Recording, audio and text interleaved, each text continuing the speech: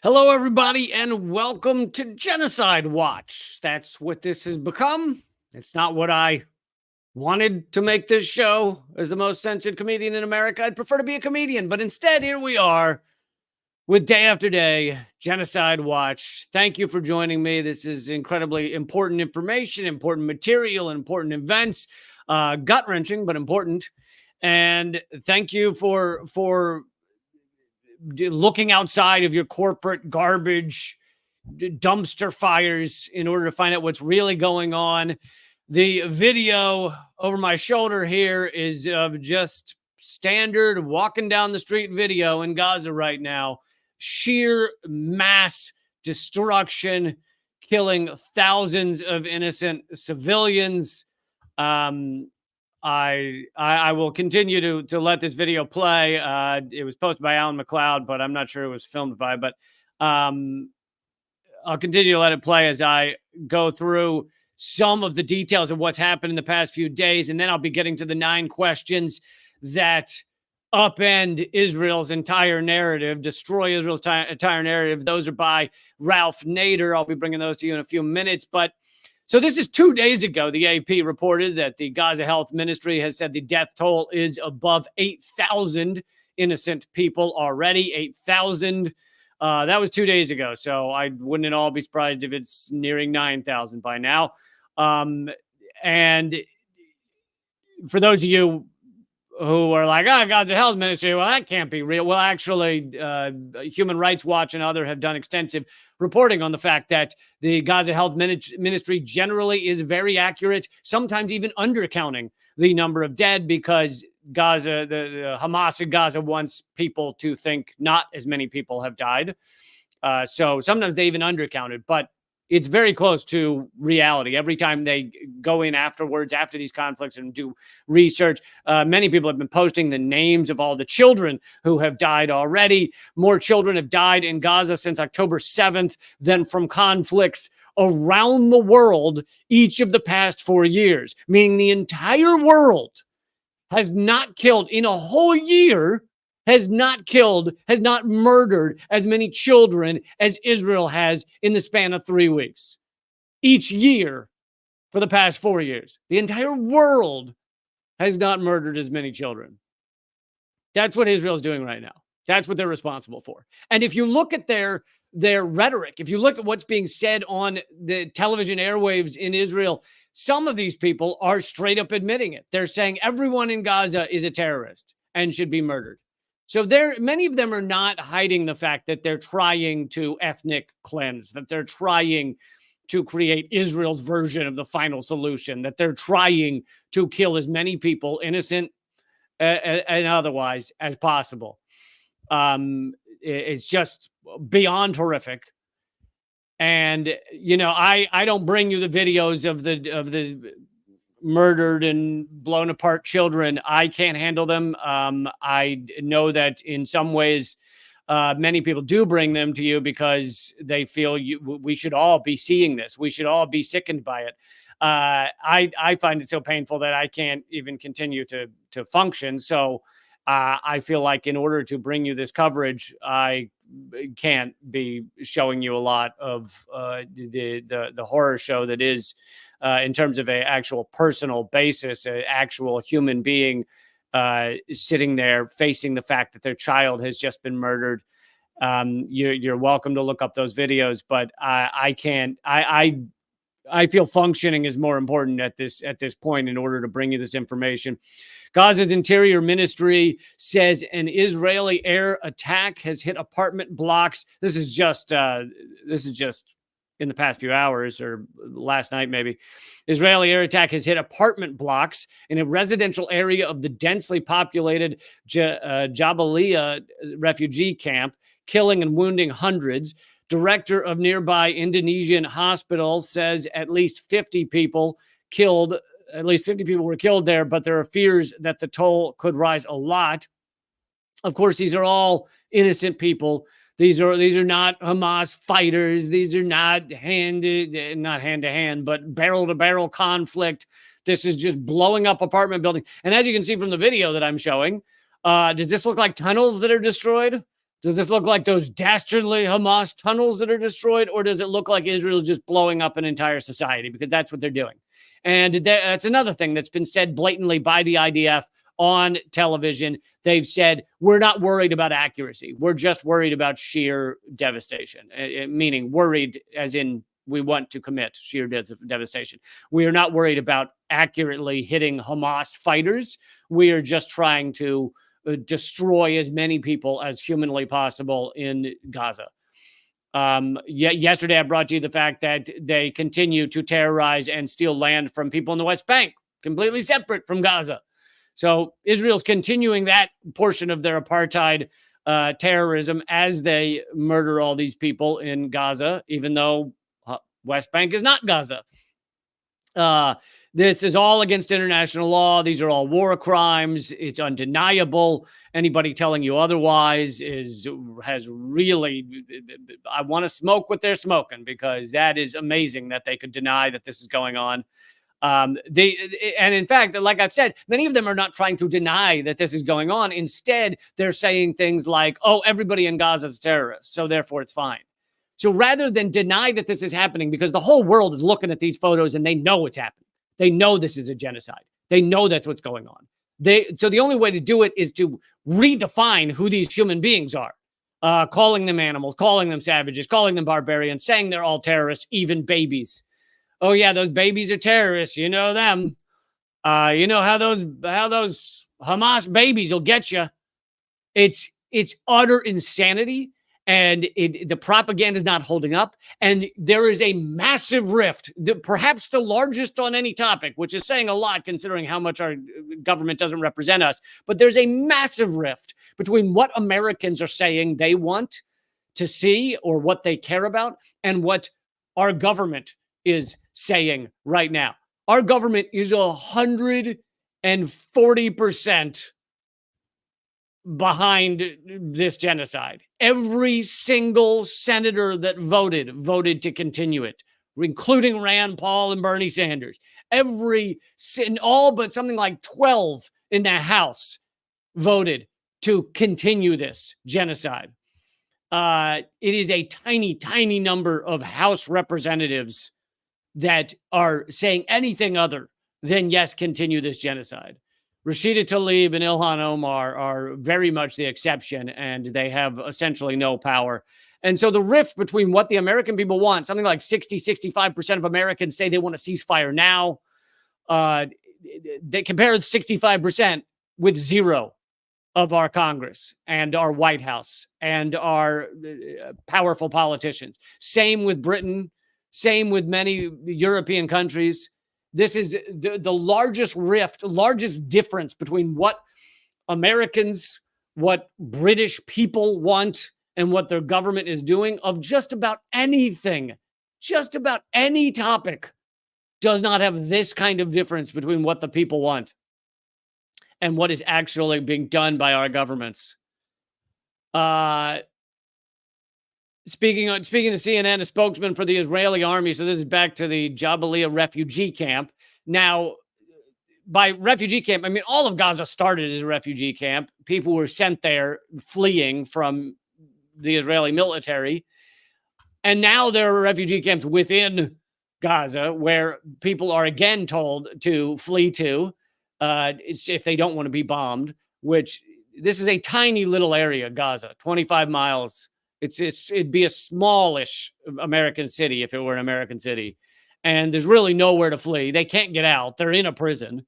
But they're told to go to these refugee camps, and yet the refugee camps are bombed. So really nowhere is safe. But anyway, sorry, going back to Gaza's interior minister says Israeli air attack has hit apartment blocks in the Jabalia refugee camp. Speaking on CNN, a spokesperson for the Israeli army said the reason they hit the camp was because a Hamas leader was there, unquote. But the military, quote, cannot confirm if it killed the Hamas leader, unquote. Israel bombarded the block with 6 bombs, each weighing 1 ton. So whether there was a quote unquote Hamas leader there or not, international law, every law we have on the book says you can't just bomb an entire apartment complex because you want to get rid of one guy, even if that's what even if he was there, which of course I doubt there's even this Hamas leader. They just say that whenever they bomb an apartment complex. Oh, the leader must have been there. It's the same crap that the United States pulls when we bomb the living hell out of any group of, well, there was an Al-Qaeda leader there. We thought there was an Al-Qaeda leader at that wedding party. We completely obliterated. These people are absolute sociopaths. They shouldn't be. I wouldn't trust them to like drive a school bus. And these people are pushing buttons on some of the largest bombs this world's ever seen. I wouldn't trust them to babysit a couple of kids. They're complete and utter psychopaths. Israeli troops pushed deeper into Gaza. This is coming from Al Jazeera. Deeper into Gaza, with witnesses reporting heavy clashes after tanks reached a residential area in Gaza City. The United Nations Children's Fund's executive director has said that more than 420 children are being killed or injured in Gaza per day. Per day. Should I say it again? Per day, 420 children. Israeli forces have warned Al Jazeera reporter, and I'll get to more on this fact, warned Al Jazeera reporter Yumna El Said. So this is a reporter. This is a reporter for Al Jazeera. This is a well-known reporter, collects checks from a well-known television outlet that is based in Qatar, but he lives in Gaza. And she was told to evacuate her house, meaning the Israeli military is telling these journalists to evacuate, basically signaling that bombing journalists is not an accident. It's intentional. That's what that means. That's what they just alerted people. When you call up a journalist and say, we're getting ready to bomb your house, yeah, real nice of you to warn me, but they're saying we're about to commit a war crime. We're about to try and kill a journalist. Now, they have killed many journalists. They have killed dozens. But this warning shows it's intentional.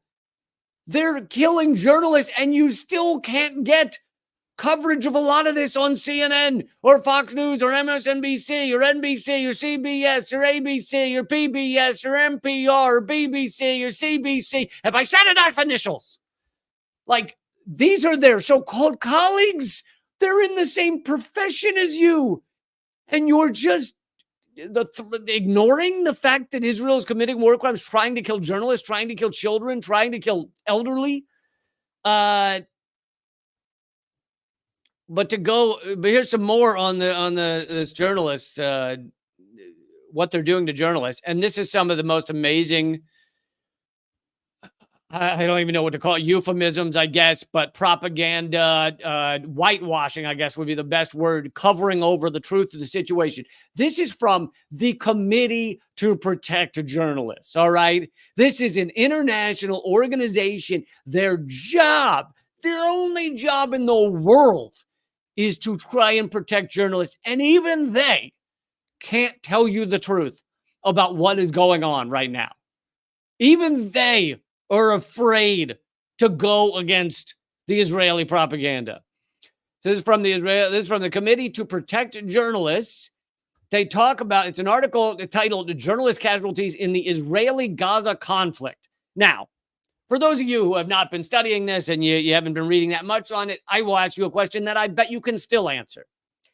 How many? So we have October 7th, right, when Hamas attacked, killed many people. Now, many of those people were killed by the IDF when they decided to just bomb the buildings that Hamas was holding hostages in. But that being said, many people killed October 7th by Hamas. Knowing what little you may know about these stories and things, how many journalists do you think Hamas killed on October 7th? Which is the only time that Hamas has really killed anyone during these conflicts. During this war, whatever you want to call it. I've talked about how each of these terms is really bullshit, but during this massacre, how many journalists? I'm going to say probably zero, because Hamas was not targeting journalists, right? Hamas was going into these kibbutzes, grabbing settlers, grabbing IDF, sometimes killing IDF. But they weren't looking around for journalists. They were grabbing people on these kibbutzes that are nearby to the border with Gaza. So I don't know that we have the final reporting on how many journalists might have been killed on October 7th, but I bet you it's either like 0 or 1. It's probably something like that because that was not Hamas's goal.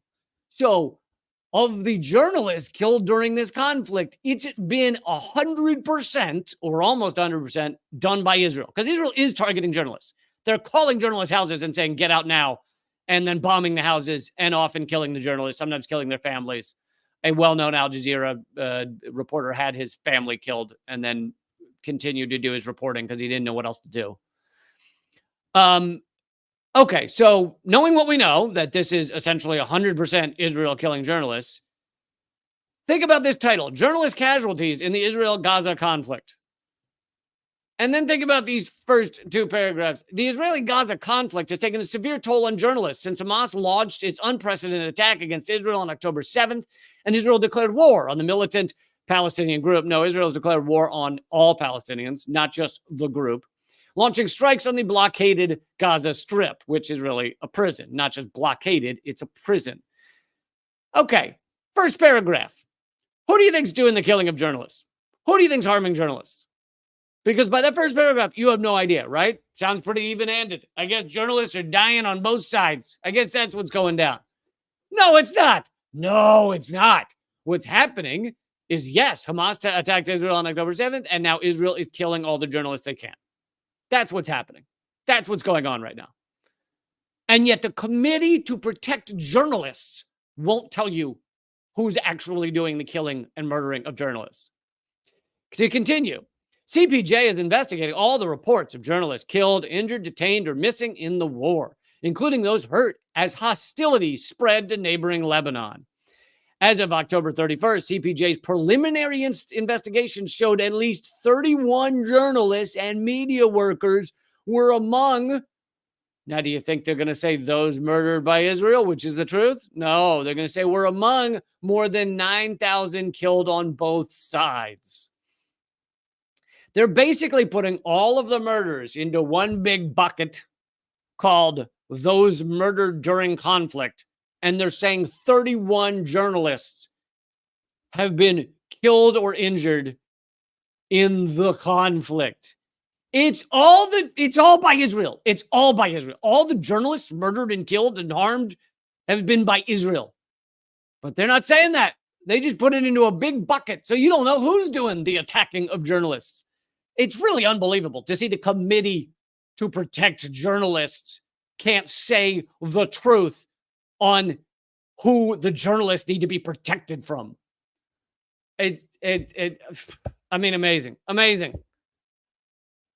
Okay, so I also want to bring you this before I get to the 9 questions that destroy Israel's narrative.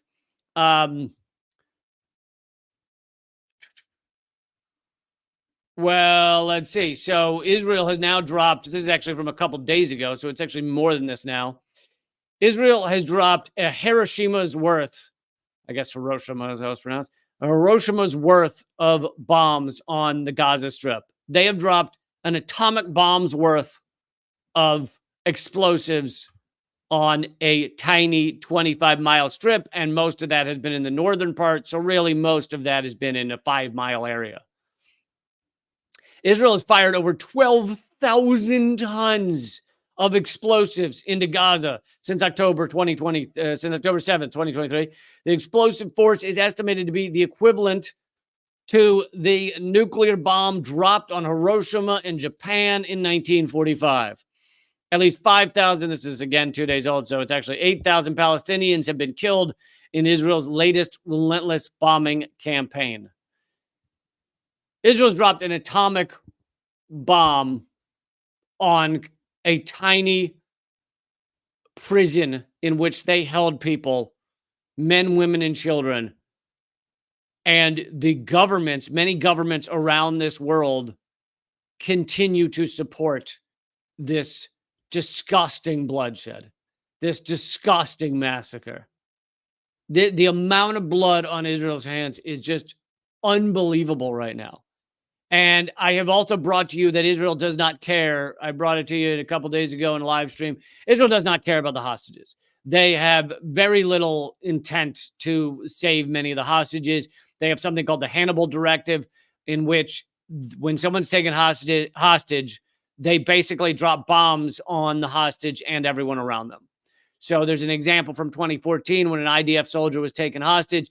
Israel bombed so heavily that they killed the hostage and 200 innocent civilians around the hostage.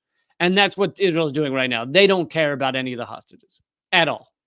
Their goal is to just kill as many people as they can. And actually, I've also brought you leaked documents showing that their plan is also to try and move all Gazans out of Gaza into Egypt, into tent cities, and make them refugees from the place where they were already refugees.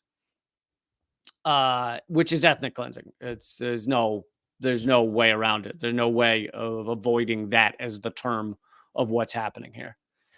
Israel has also, among their war crimes, please share this, by the way, folks. Please get the word out there about my live streams, about other important coverage like this. I'm going to bring to you massive marches and protests taking place this weekend. I'm going to bring you the details of that in a second, but please share this. If you want certain clips to share to people, you can get them at rumble.com/leecamp. All my clips are there where you can more easily share videos with people. It's all free to watch. And I hope you will do that because I am one of the most censored comedians in America. Now, of course, since this massacre has started, there's very little comedy in these live streams, and I apologize for that, but it just seems too important to worry about that right now. This is amongst Israel's war crimes. We can add white phosphorus. I brought to you, it was more of a, there was less evidence.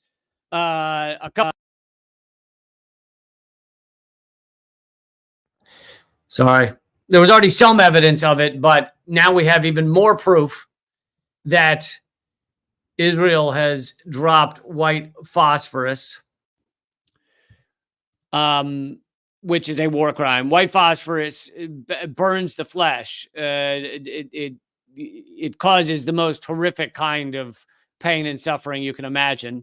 This is from Amnesty International. This is their official Twitter account. A new Amnesty investigation has found that the Israeli army indiscriminately and therefore unlawfully used white phosphorus in an attack on Deira in South Lebanon on October 16th. The attack must be investigated as a war crime. Evidence confirms, this is from the picture, that anyway, evidence confirms that they used white phosphorus. So Amnesty International has confirmed that. Just add that to the long list of Israel's war crimes. Indiscriminate bombing, collective punishment. These are all war crimes under Geneva Convention and other international law. Not giving humanitarian corridors, cutting off water, cutting off electricity, cutting off gas, bombing hospitals, cutting off medical supplies. These are all war crimes. And Israel and the United States don't care. Don't care. They don't care about what the international community says. They don't care that they're being viewed as war criminals right now. I actually think, though, that it is having a massive impact on the ability of them to continue to put out this propaganda. It is completely blowing up whatever propaganda the United States, the people in the United States, your average American was believing about this, about Israel, but about the U.S. war crimes, which Israel's in many ways a vassal state to the United States. So these war crimes are also the United States. Many of these bombs being dropped are made in the United States. Some of them still have the brand name on them, which, come on, make an effort. Cover up the brand name. Seriously? But I want to show you some of the massive marches and protests that have happened around the world. Maybe some of you have been to them. Thank you, those of you in the chat telling me to hang in there. I'm hanging in there. I'm doing it. Maybe some of you have been at these. I'm going to be at one this weekend, Saturday. I'll tell you more about that in a second. But this is in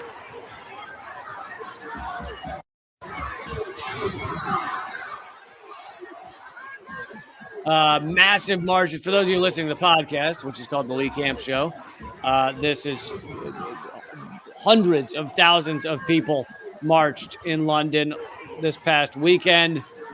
So that's London. Here is Istanbul. Hundreds of thousands there. Just unbelievable amounts of people standing up and fighting back against this genocide. I mean, I grew up with a motto that so this one is, hold on, I missed where it is. This is in France, even though the French have been told that it's illegal to protest to support Palestine. Despite that, tens of thousands have shown up in Paris and other French cities. What I was saying is I grew up with a motto as a Jew in America and in many other places. You grow up with a motto that you hear over and over again, which is never again. And despite the fact that it's Israel doing it, that applies to right now. We should not sit here, sit anywhere and allow a goddamn genocide, allow mass atrocities, allow war crimes. Like, it's funny because what I'm applying right now as a Jew is what we were taught. It was taught by Israel. It was taught by Israeli Jews. It was taught by rabbis. It's taught by, and many Jews and rabbis are standing up for Palestine right now. But I'm applying the edict, the idea, the moral core that we were taught as Jews growing up. I'm atheist by choice, but Jewish by birth, grew up Jewish. And we were taught never again. Don't allow groups of innocent people to be murdered and persecuted. And I'm applying that now. And Israelis are not. Israelis are perpetrating massacres, and many of them are very racist, incredibly racist. This one is coming from Glasgow. You can go watch video after video after video of Israelis talking about Palestinians as if they're rodents or animals or all terrorists and they should all be killed. And it's really the only way that you can justify the horrors that are going on right now is to be ridiculously racist, like unbelievably racist. Munich, Germany, massive protests there. This is in Rome. This one's in Switzerland. This one's in Stockholm. Just huge protests around the world against this. And there is there's a huge ones coming up this weekend.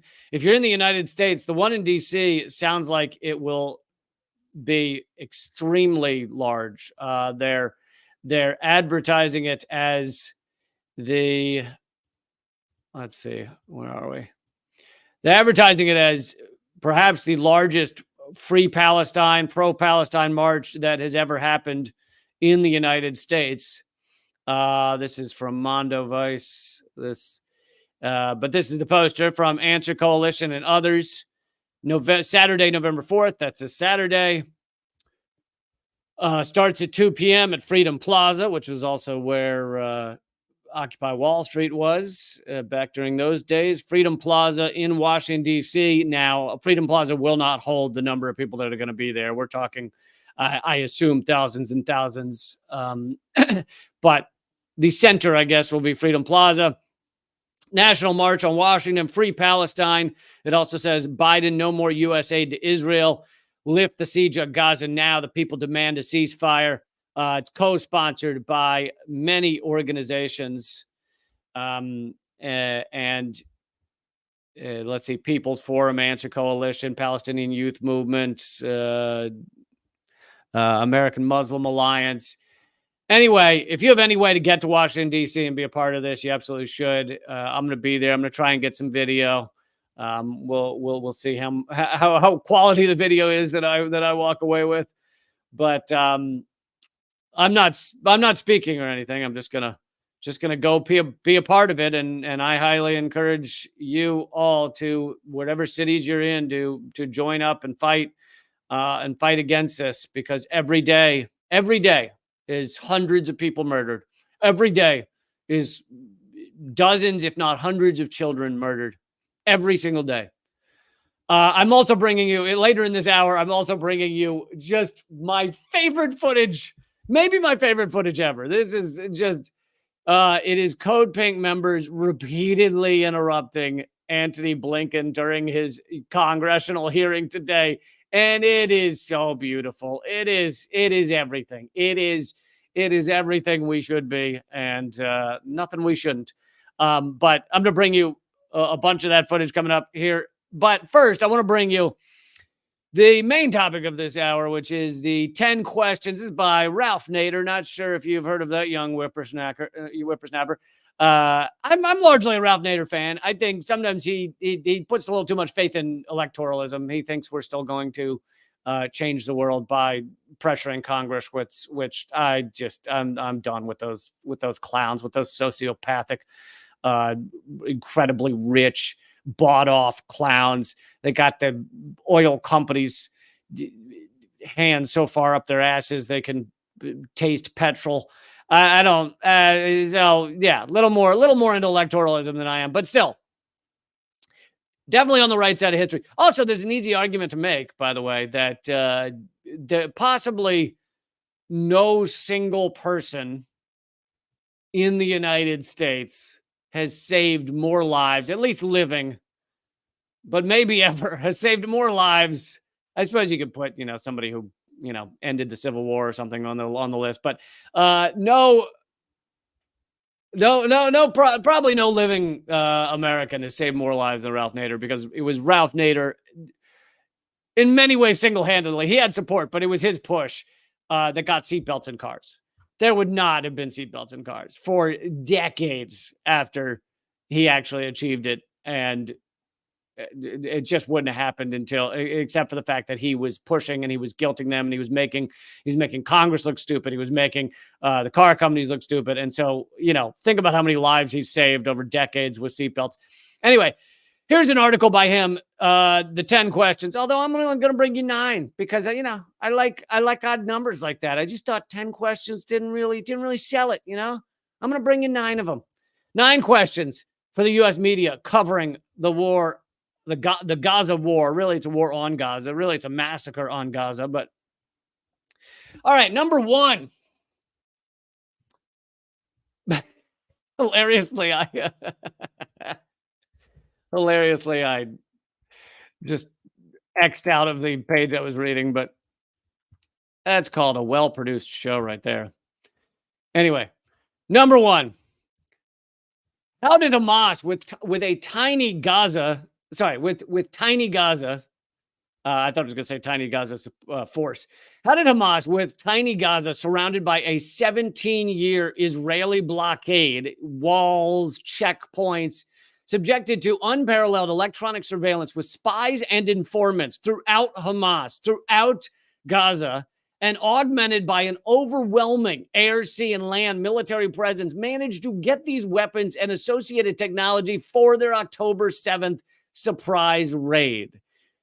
Wait for some of our media to ask the president that, or ask some of these Congress members that. Now, the answer is, which I brought you on previous live stream, is that Israel, to some degree, allowed at least some of this to happen.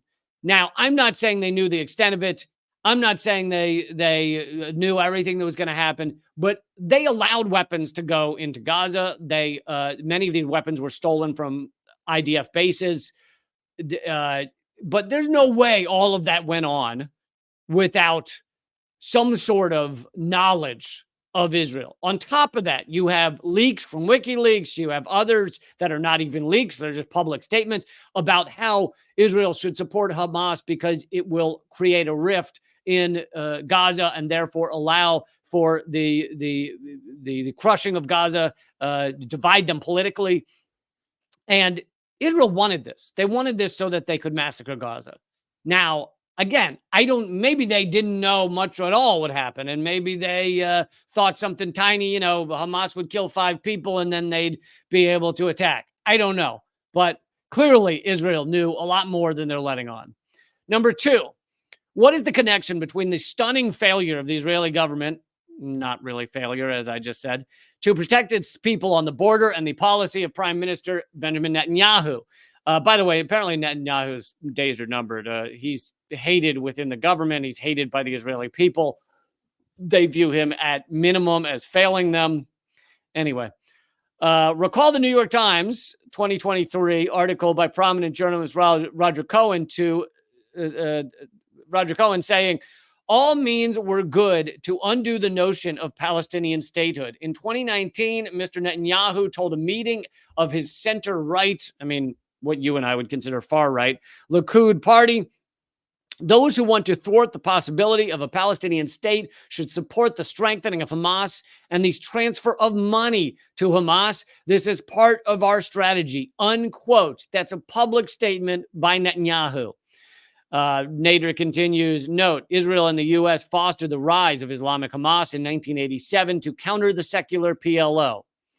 Number 3, why is Congress preparing to appropriate over $14 billion to Israel in military and other aid without any public hearings and without any demonstrated fiscal need by Israel? So, of course, you and I know the answer to that. It's that our government is completely bought off by the weapons industry. We live in an inverted totalitarian system. Our government is owned by the largest corporations in the world, the weapons industry, the big oil companies, and those are owned by BlackRock and Vanguard and Goldman Sachs and some of the largest the largest banks and shadow banks in the world. BlackRock's called a shadow bank because it's an investment firm that acts as a bank and controls these other entities. And BlackRock and Vanguard are the top shareholder or one of the top shareholders in all of these companies. I see someone in the chat saying I should reach out to them. Anyone can reach out to me. I'm not gonna interact in the comments right now, but anyone can reach out to me by emailing Lee at, is it leecamp.com? Yeah, Lee at leecamp.com is the best place, but you can also do leecampmail@gmail.com. All of those will get to me. And if you want any other contacts or links for me, it's all at linktree.com/leecamp. So obviously I have my sites, but I realize some people go, how do I find his podcast? How do I find his book? How do I find it? It's all at linktree.com/leecamp. If you haven't heard of Linktree, it's just a very simple page that has all your links on it. So linktree.com/leecamp. If you want to go over there. Also, of course, has a link to my Rumble page, to the community, which actually I'll pause here for 1 second and just promote this because I don't want to do it again later. I have a community on Locals. Those of you watching right now on Locals, you're the best. You make this show possible. And that community, it keeps the show going, but it's also very cool to be a part of when I get to interact with them, which is regularly. They're all awesome human beings, and it's 38 cents an episode. Now, all these episodes are free at rumble.com/leecamp, but I will do special segments for them sometimes, usually 1 or 2 a week. But you can post your own stuff over there on the Locals page. If you're on Rumble right now, there's a red button underneath the video that says join. That'll take you there. But if anyone else is not at Rumble and you want to do it, you can just go to leecamp.net. That will forward you there.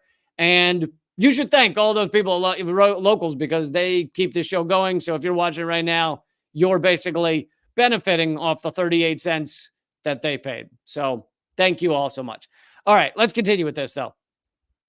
Why is Congress sending $14 billion when Israel doesn't even have a need? We know the answer to that. They're demonstrating their love of Israel. They're demonstrating their love of genocide. They're demonstrating their love of murdering children. Oh, yeah, and I'm also going to bring you later in this hour Hillary Clinton's comments on this at this lovely moment, because, she's just always there with the humans, isn't she? Isn't Hillary Clinton just always there to endorse humanity and really, really just help people? She's just a people person. Continuing from Ralph Nader, under international law, Biden has made the U.S. an active co-belligerent. Basically, that's when you get, you're like the guy who helps the manslaughter charge. Your friend killed someone, but you aided and abetted him. An active co-belligerent of the Israeli government's vocal demolition of the 2.3 million inhabitants in Gaza, who are mostly descendants of Palestinian refugees driven from their homes in 1948. Number 4, why hasn't the media reported on Joe Biden's statement that the Gaza Health Ministry's body count, now over 7,000, actually now over 8,000 fatalities, is exaggerated. Joe Biden said it was exaggerated. I brought that to you a couple of days ago. He's completely wrong. Human Rights Watch and others have proven he's wrong. All indications, as Nader says, are that it is a large undercount by Hamas to minimize its inability to protect its people. Israel has fired over 8,000 powerful precision munitions the size of a Hiroshima bomb onto that tiny, tiny area of land. Number 5, why can't Biden even persuade Israel to let 600 desperate Americans out of the Gaza firestorm? So there's 600 Americans. I think there's a couple of hostages, but most of them are not hostages. So 598 are not hostages. They're just Americans that live in Gaza, because there are some with dual citizenship. Sometimes people do go visit their family in Gaza. Now, it's very tough to get in. It takes a lot of paperwork, a lot of time, and sometimes even then you can't get in. But apparently 600 Americans are trapped in Gaza during this massacre. And Joe Biden doesn't even have, I don't know, the power, the wherewithal, the concern to even just get them out.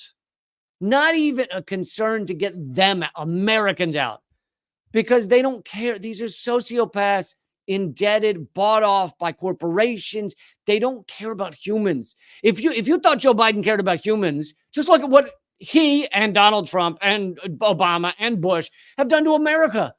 They're not helping humans. The poverty took the greatest increase since the Great Depression this year. I mean, they don't care about Americans. Our infrastructure is collapsing. People are hungry. People are going to food banks. You got people living, 65% don't know how they're going to pay their next bill. We're basically living on credit cards. We're a nation surviving on credit cards. So he doesn't care about Americans. Number 6, why isn't the mass media making a bigger issue out of Israel's longtime practice of blocking journalists from entering Gaza, including European, American, and Israeli journalists? The only television crews left are Gazan residing Al Jazeera reporters. Israeli bombs have already killed 26 journalists, it's actually 31 now, in the Gaza Strip since October 7th. Is Israel targeting journalists? Yeah, they called their houses and tell them, hello, hey, we're targeting you. They tell them they're targeting them. It's not a secret. Gaza bureau chief of Al Jazeera, his family was killed in an Israeli airstrike on Wednesday. That's the one I told you about, who then went back to reporting afterwards, because what do you do after your family's been murdered? You as a reporter, you try and just continue to get the word out. I don't know. I don't know what you do. I don't know how you survive it. I don't know how anyone survives it when your child or your wife or your husband or someone is murdered by this insanity. I have no idea. Number 7, why isn't the mainstream U.S. media giving adequate space and voice to groups advocating a ceasefire and humanitarian aid? The message of Israeli peace groups' peaceful solutions are drowned out by the media's addiction to interviews with military tacticians. Now, this is where me and Ralph Nader part ways, where he believes that the media is just they're just obsessed with military tacticians, and that's why we ended up in this situation where they're not talking to innocent civilians as much, and then and they're not talking to those who are standing up for free Palestine. No, it's not an accident. It's not. It's by design, Ralph. Come on, Ralph. It's by design. If you're at CNN and you, throughout your career, because it takes a long time to become one of the regular faces of CNN, right? Usually takes years. If you're some sort of prodigy, it might take you only 5 years, like a Ronan Farrow or whatever. And of course, he had big family connections and stuff. But if you're a prodigy, it takes you 5 years. But generally, a lot of these people will spend 15 years of nonstop work at CNN to get to be a regular face on CNN. Now, how did they get there?